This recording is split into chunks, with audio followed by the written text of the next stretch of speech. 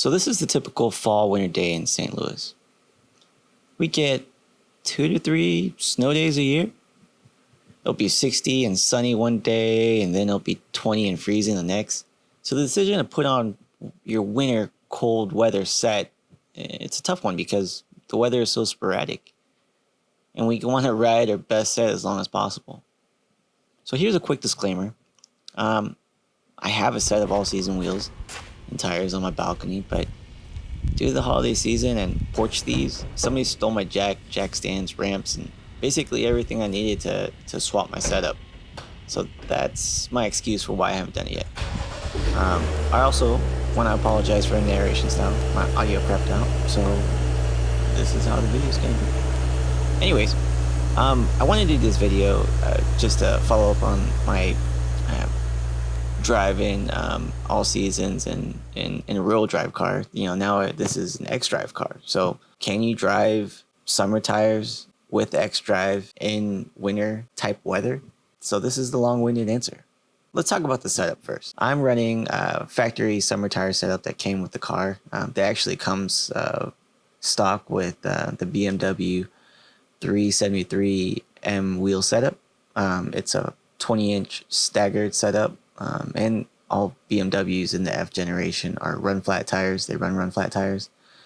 These are Potenza RE50S. I mean, it's a big brand tire, right? It checks a lot of boxes that luxury automakers look for in a tire. They're fairly quiet and it grips well in the dry. However, this particular tire, it's not really known to have outstanding wet traction. It's not even close on the same level as like the PS4S's.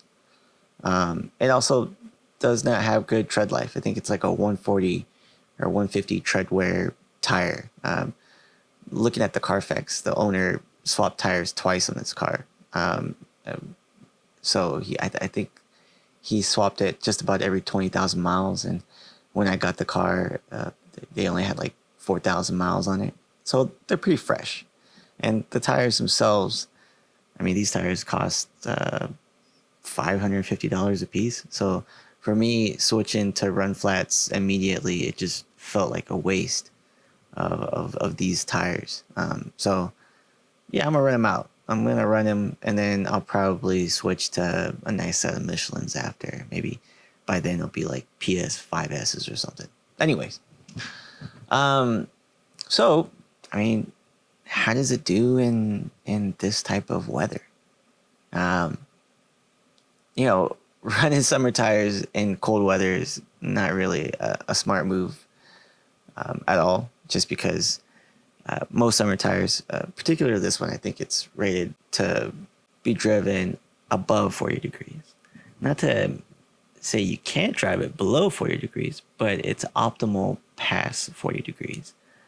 And below 40 degrees, especially freezing weather, it's summer tires basically become like solid blocks of rubber. And you drastically lose grip and traction, particularly braking and just initial grip. But from what I can tell, xDrive is the X factor. It grips. It kind of reminds me of driving a front wheel drive car with a lot of torque, with all season tires. With xDrive, it tends to understeer. You know, that's obviously the car trying to compensate for the loss of traction and trying to straighten the car up. You know, you can't oversteer it.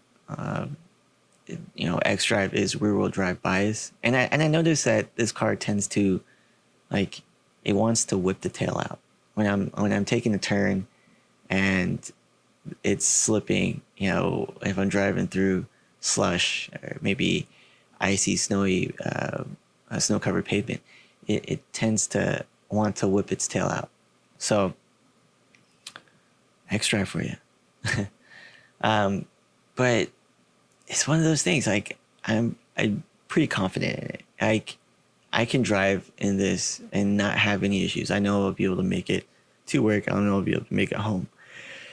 For me, the obvious concern is the people around me.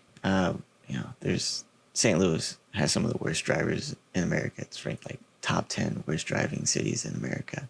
So can you drive it in this type of weather? Yeah.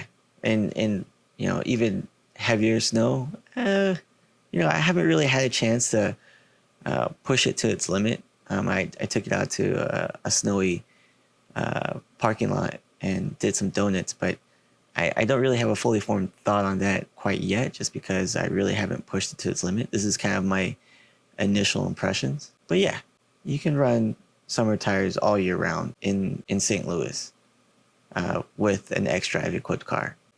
With the diminished traction and braking, you just gotta be smart. You gotta brake early and you gotta give yourself time to brake and accelerate. So that's basically it for that.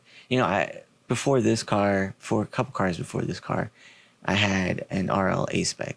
That car had SH-AWD. So comparing xDrive, which is rear bias, to SH-AWD, particularly that car, which is front wheel drive bias, like which all-wheel drive system is better? And I drove that car in the snow all the time. And that one I had back in Kansas. I took it through some pretty nasty weather, and I had an all season and a summer setup, and I ran a summer setup for most of the year.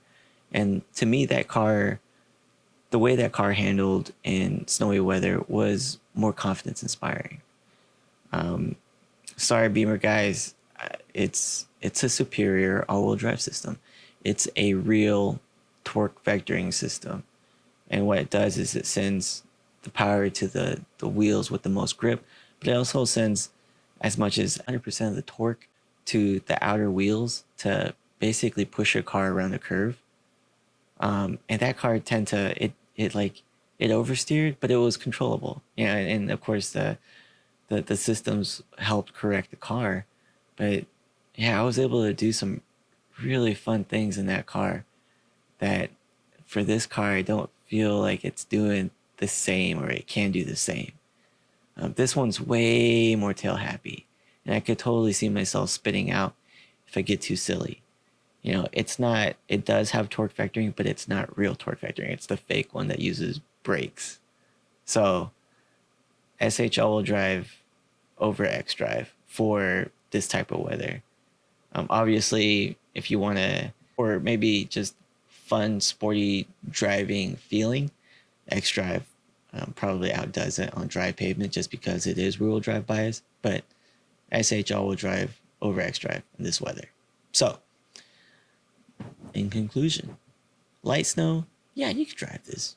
In this type of snow, yeah, you could drive this all year round. Heavy snow, I probably would just leave the car in the garage at that point. So, this video may be pretty boring to some. Sorry for the format, guys.